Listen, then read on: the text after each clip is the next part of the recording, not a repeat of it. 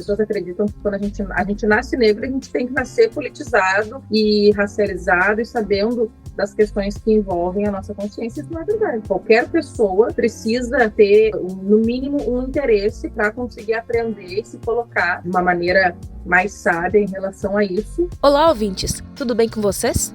No episódio de No Afronte de hoje, a convidada é a repórter de televisão Liliane Pereira. O assunto de hoje é falar sobre a sua experiência enquanto profissional de veículo convencional para como trazer boas notícias em meio ao cenário de sensacionalismo midiático. Liliane, enquanto jornalista que faz parte da mídia convencional, para ti, qual é a função do jornalista na sociedade? Para mim, a função do jornalista na sociedade é levar a informação a todos os lugares e em todas as suas versões. A gente sabe que as informações não têm só um lado, então acho que o nosso papel é justamente esse, de levar essas informações para as pessoas, para que elas consigam fazer a interpretação de todos os aspectos relacionados àquilo que elas estão recebendo e possam, então, gerar um pensamento crítico em relação a isso. Mas, claro, essa é uma forma complexa de falar também, porque muitas vezes uma informação simples, como o horário de um ônibus ou uma linha que deixou de existir ou passou a ser colocada num bairro, também faz parte desse tipo de informação que a gente precisa levar.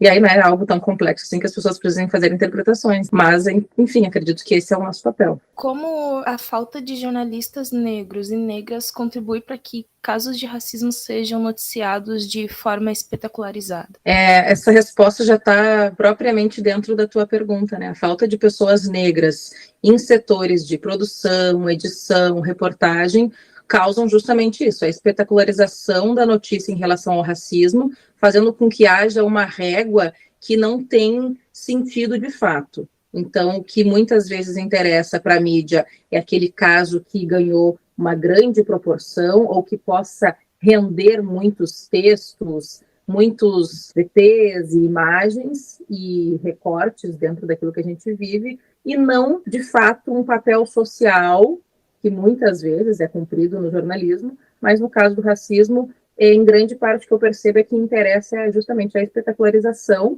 aquilo que vai dar mídia, que as pessoas vão ficar assistindo para dizer, nossa, que horror, mas vão virar para o lado e continuar a sua vida e nada vai mudar.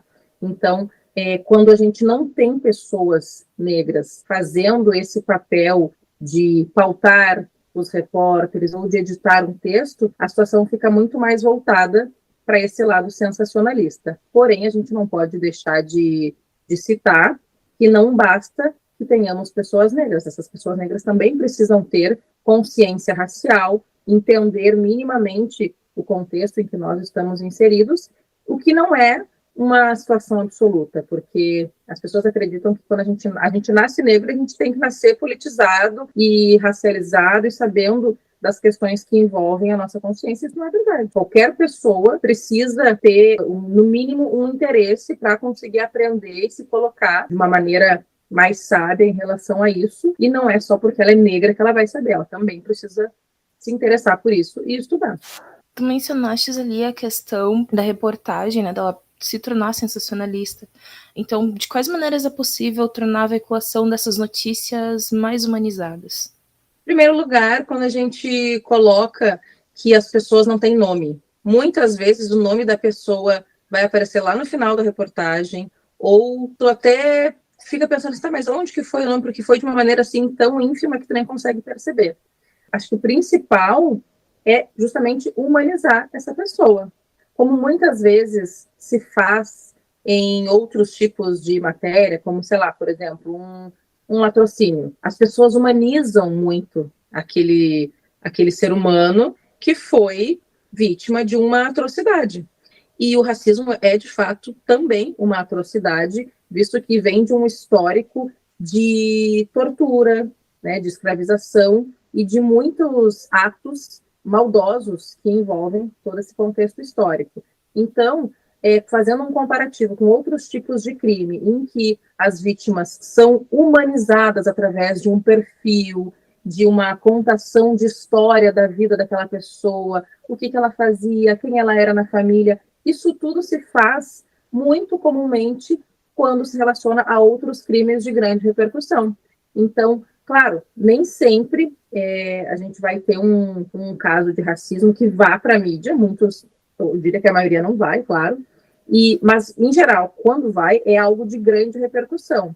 E aí a gente precisa fazer o mesmo trabalho, com a mesma visão que nós temos sobre outros casos que ganham a mídia porque porque foi algo impactante, da mesma maneira relacionado a outro crime. Então, acho que é nessa linha, humanizar nesse sentido.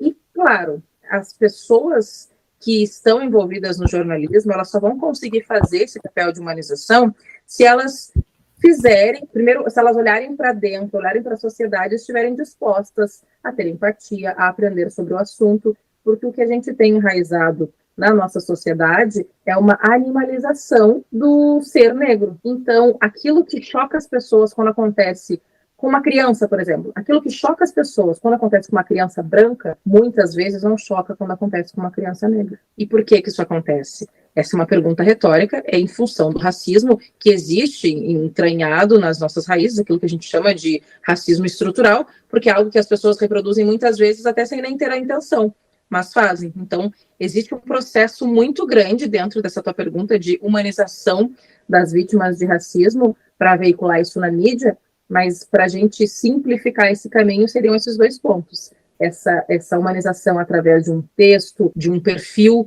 que se faz com vítimas de outros crimes, e também essa educação realmente antirracista e de conscientização do que é, né, a negritude e o que são as pessoas, né, como é que essas pessoas, por exemplo, não negras, podem se colocar, assim como as negras, para enfrentar isso de uma maneira que se sobressaia, né, no jornalismo. Entendem essa questão ali do letramento e da consciência racial, que ela sempre parte da pessoa negra, né, da pessoa preta. E poucas vezes tem a cobrança de que jornalistas não negros precisam estudar, pesquisar e se inteirar dos assuntos nos quais podem ser acessíveis para outros grupos, principalmente os grupos minoritários. Então, de quais maneiras os veículos de comunicação tradicionais, as mídias convencionais, podem adotar medidas que sejam de fato antirracistas? Eu acho que o primeiro ponto é a gente colocar que o racismo não é um problema dos negros, é um problema de todos nós, é um recorte da sociedade, assim como várias outras questões. Ninguém fala que o feminicídio é um problema das mulheres, porque ele atinge só as mulheres. Então, a gente também não pode colocar o racismo como um problema só de pessoas negras. Esse, na minha opinião, seria um primeiro passo para que a gente consiga ampliar o olhar em cima disso. Bom, se é um problema da sociedade, todas as pessoas que fazem parte dela precisam ter consciência de que isso existe e aí saber como acontece, o que desencadeia isso e como eu, como parte dessa sociedade, posso agir por isso, para evitar e para prevenir. Então, o primeiro passo é ter esse olhar abrangente para entender qual é o meu papel dentro dessa sociedade no que diz respeito ao racismo. A gente tem diversos papéis na sociedade em relação a diversas coisas, e é muito comum a gente se identificar mais com algum assunto do que com outro. Agora, a gente fazendo parte dessa sociedade, estando, por exemplo, dentro de uma empresa, um exercício básico, olha ao teu redor e observa quantas pessoas negras tem nesse ambiente. Aquilo que tu pratica no teu trabalho envolve pessoas negras? Por exemplo, como é que uma empresa que produz maquiagem vai fazer uma maquiagem para pele negra se ela não tiver pessoas negras? Quem vai opinar sobre isso? Quem vai dizer o que precisa? Não é só uma pesquisa de campo. Então, como é que eu vou retratar uma área de Porto Alegre, um bairro, uma área quilombola, com um olhar verdadeiro, se eu não tiver nenhuma pessoa que tenha esse conhecimento para falar sobre isso? E aí não precisa ser necessariamente, por exemplo, um repórter. Eu até te confesso que não sou a favor, por exemplo, de que todas as pautas relacionadas a questões raciais caiam para repórteres negros, justamente por esse olhar que eu acho que a gente tem que ter de uma maneira geral. É claro que vai haver uma delicadeza diferente quando uma pessoa negra fizer algo relacionado a pessoas negras. Mas esse, como eu disse, é um papel de todos nós. Então, todos temos que ter esse conhecimento, e aí, para a gente incluir isso de fato, nós temos que ter práticas nesse sentido que precisam, primeiramente, se a gente está falando de uma estrutura institucional, precisa partir da empresa, de cima para baixo, precisa haver o interesse de instaurar essa cultura. Agora, uma vez que a empresa não tem essa cultura, também há de partir dos próprios colaboradores como autoconhecimento e como pessoas que querem colaborar com a sociedade, independentemente da cultura da empresa em que trabalham, para que isso seja feito de uma maneira coerente, de uma maneira correta e que deixe de retratar, por exemplo, bairros majoritariamente com moradores negros como pessoas sem cultura, simples, humildes. Não, são pessoas como todas, que trabalham, que estudam, que têm faculdade, mestrado, doutorado. É muito comum colocar essas pessoas, né, nós, dentro de uma caixinha, e não é isso que realmente nos define. Nós temos muito mais coisas para oferecer. Numa empresa, por exemplo, empresas, né, de modo geral, é muito comum as pessoas acharem assim, aquela de eu vou perguntar se fala inglês, por exemplo, que não deve saber falar. Mas o que faz essa pessoa ter esse pensamento? Então, a gente tem que partir dessas questões para tentar colocar isso institucionalmente e tirar esse estigma por meio do jornalismo. Tem ali a questão de reforço do estereótipo, né, que ela vem da sociedade e ela é trazida para dentro das instituições que a compõem. Então, como desvincular o estereótipo da repórter negra, do repórter negro que cobre apenas pautas raciais e que são voltadas para a cultura na qual ele vivencia e faz parte? Em primeiro lugar, não colocando um repórter negro ou qualquer pessoa em qualquer cargo em uma instituição para cumprir um papel de dizer, olha, temos um colaborador negro. E isso, infelizmente, é muito comum. As empresas, quando querem demonstrar que não são racistas ou se colocarem de uma maneira como se estivessem fazendo uma propaganda que são antirracistas, porque é muito diferente tentar demonstrar que não é racista e tentar colocar para a sociedade que é antirracista são coisas absolutamente diferentes, e esse é um conhecimento que a maioria das empresas não demonstra ter. Então, o primeiro passo é, para desvincular esse estereótipo, a empresa não pode ter esse pensamento de contratei um colaborador negro. Ok, o problema do racismo nessa instituição está resolvido. Não, não está resolvido. Em primeiro lugar, porque essa não é a forma de combater o racismo. O racismo ele não se dá com uma cota de uma pessoa, por exemplo. Então, é preciso que haja um ambiente, inclusive, receptivo. Não adianta eu contratar um repórter negro, um funcionário negro em qualquer outro lugar, e as pessoas, por exemplo, dentro daquele local não estarem preparadas para receber essa pessoa, porque aí elas vão continuar fazendo, daqui a pouco, piadas racistas, maldosas, e aí como é que esse ambiente se torna saudável? Tem que haver uma preparação para isso. E aí, a partir disso, a gente não pode colocar essa pessoa apenas para fazer um trabalho relacionado a essa questão. Pode ter um foco nisso, mas toda vez que eu coloco, por exemplo, um repórter negro para cobrir somente questões de comunidade, eu reforço o estereótipo de que pessoas negras vivem apenas em comunidades periféricas e com questões de problemas sociais. Aí eu não coloco esse mesmo repórter negro para cobrir um grande evento de influencers negros. Aí as pessoas não sabem. Quem não vive dentro desse contexto racial pensa que não existem influencers negros, que são pessoas que se surpreendem quando enxergam médicos, juízes, delegados, enfim, pessoas que têm um alto cargo e que são negras. Então a mídia tem um papel muito grande em relação a isso, quando coloca, por exemplo, um repórter dentro de uma comunidade e o tempo todo esse repórter só mostra isso. Ou, mesmo que o repórter não seja negro, mas sempre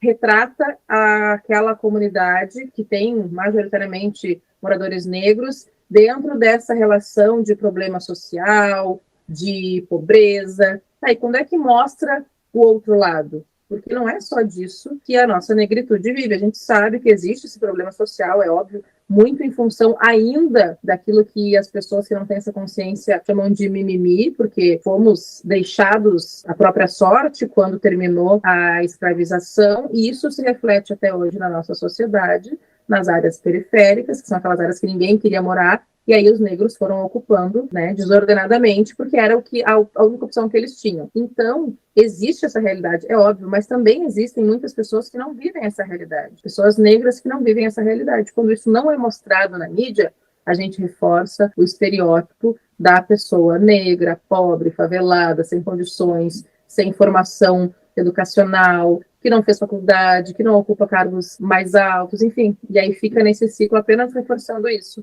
E um bom exemplo é quando se fala do Morro Santa Teresa, daquela região ali da área da Cruzeiro. Quando a mídia mostra as coisas boas que acontecem ali, e tem muitas coisas boas, tem muitas questões culturais envolvidas, muitas pessoas academicamente desenvolvidas. Quando é que a gente mostra isso? A gente foca muito nos problemas de tráfico, de criminalidade, e quando que a gente mostra as coisas boas? Tem que haver essa preocupação de mostrar a parte boa dos lugares que também têm esses problemas sociais. Senão a gente fica sempre nesse círculo do estereótipo. A partir disso, como o jornalismo influencia essa invisibilidade de boas notícias dentro da vivência negra? O jornalismo policial e que foca na violência e que mostra esses problemas sociais, ele é muito consumido. E aí, dependendo do veículo e do objetivo desse veículo, é isso que paga a mídia.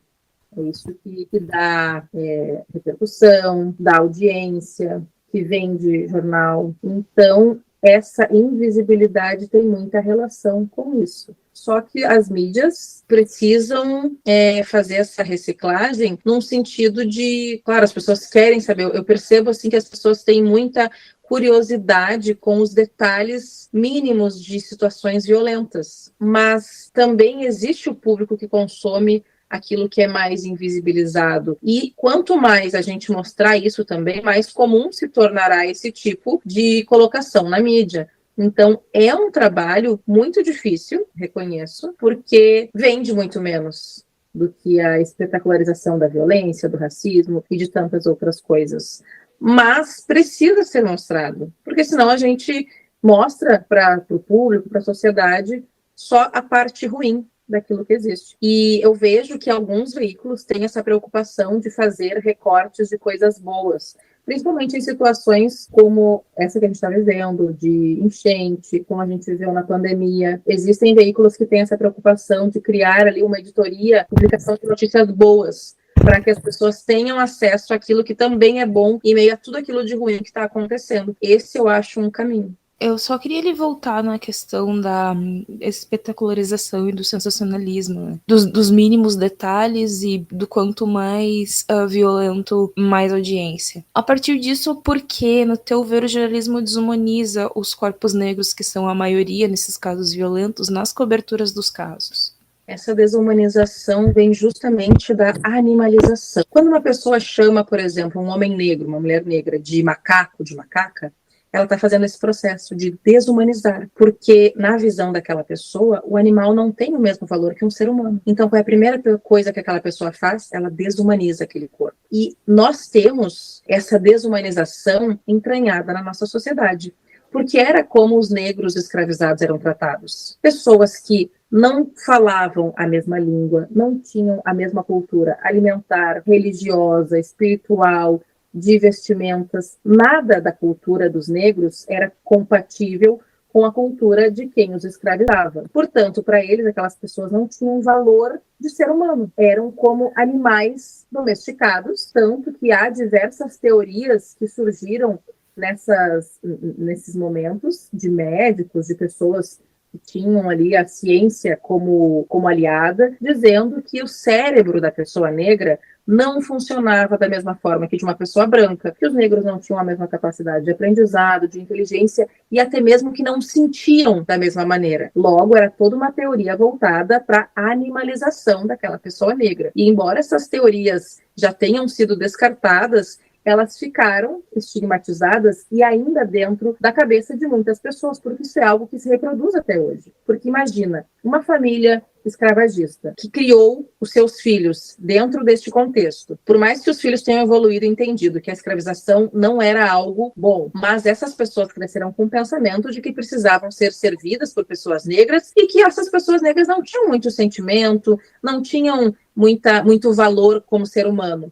Isso é algo que fica dentro da cabeça das pessoas, porque é a maneira como tu foi educado. A gente reproduz aquilo que os nossos pais ou que as pessoas que nos criaram nos ensinaram e é algo inconsciente muitas vezes. Isso vai sendo reproduzido. Isso é reproduzido ainda hoje, quando as pessoas falam, por exemplo, eu tenho uma funcionária de limpeza dentro da minha casa, nossa, mas ela é como se fosse da família.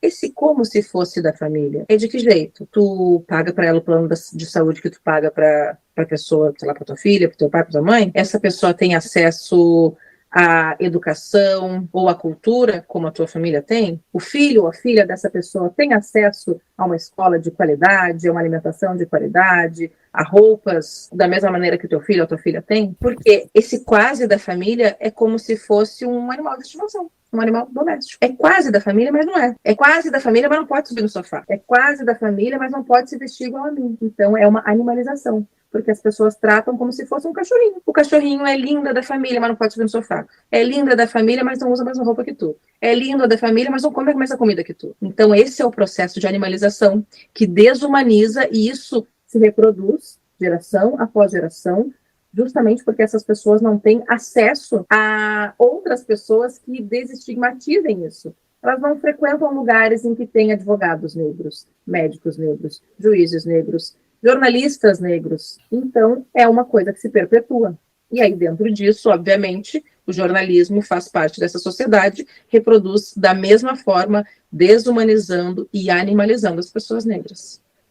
Vou fazer duas perguntas em uma. Como é possível trazer um olhar mais plural e de fato, inclusivo? Porque, claro, a diversidade ela tem uma certa limitação, que é a manutenção das estruturas para dentro dessa instituição que é o jornalismo, que é formadora de opinião pública, e de que forma, a partir dessa inclusão, ter um olhar mais atento e sensível para as questões raciais pode contribuir para um jornalismo mais ético.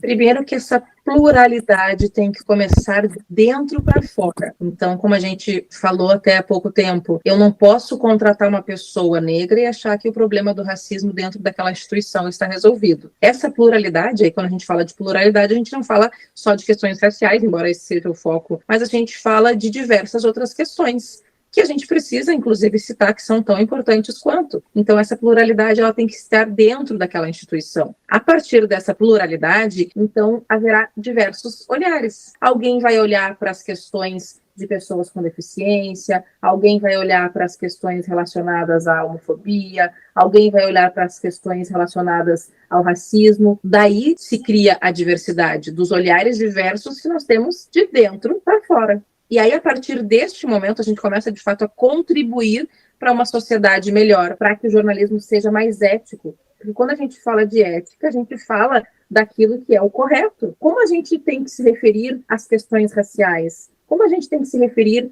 a questões sobre capacitismo, etarismo, homofobia?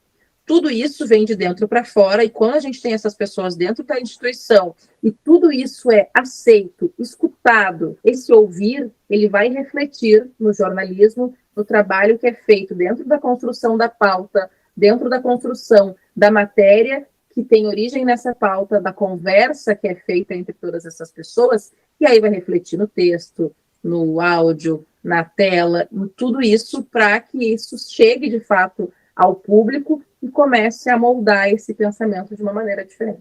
Como tu esperas que o jornalismo seja a partir dessas mudanças provocadas por movimentos antirracistas nos próximos anos? A mudança que eu espero é que parta de dentro para fora, para que dentro das instituições a gente tenha esse olhar. Não existe como haver pluralidade sem que o alto escalão das empresas entenda a necessidade disso. Porque se não houver esse pensamento, essa consciência de que existe a necessidade dessa pluralidade em vários aspectos, essas mudanças não vão acontecer ou não vão chegar até o público externo. Para que esse resultado chegue no público externo, ele precisa acontecer primeiro internamente.